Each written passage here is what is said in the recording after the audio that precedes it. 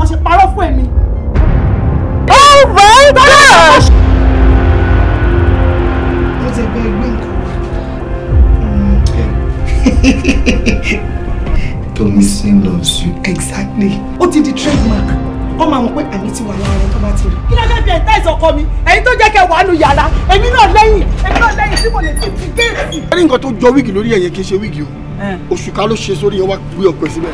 Màá bá èmi náà wá mú òṣùká mi, màá dìrí gidi báyìí, màá gbélé, màá gbọ́pọ̀ ẹ̀sìn. Àmọ̀ pọ̀ mọ̀ Bàrígà ni mi ó ti sìn. The best, what anybody woman need dream for you. Ní ọ́fíìsì, wọ́n wà lọ́fíìsì pẹ̀lú new chief. Where do we start from? Kí ni mo bá ikú ló máa pa mí? Ọkọ tèmi kọ́ lẹ́nu gbà. Ẹni tó yẹ kó kan kéèjì kó gbé pamọ́ sínú ẹ̀. Ó ti gbaṣẹ́ lẹ́nu ẹ̀ nìyẹn. Kẹ̀dẹ̀ máa ràn kí wà ní tèmi. Justice your Instagram, you are very stupid.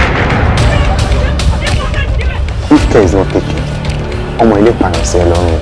Ẹnikẹ́ni tó bá rò wípé mi àti Mákindé a ò ní fẹ́ra wa, Ọlọ́run ló máa dá ìjọ láàrin èmi àti ẹni. Ẹni tó máa heal ẹ fast. Olúwa lẹ́gbẹ̀ẹ́. Ọjọ́ tí n bá mọ problem tó ní sí kọ̀ọ̀kan, òun lọ́rọ̀ ẹ máa yé mi. You are welcome. Ìwọ bíbẹ láti ọ̀run. Actually. Ọmọ wọn ká lè lọ fún gbé sáyà yìí ni wọ́n. Àgbálùmọ̀ yìí náà bò, Ọlọ́run ló fà wọ́n. Wọ́n gbàgbé ẹ̀! Ọlọ́run yìí náà ti tọ́ fún un.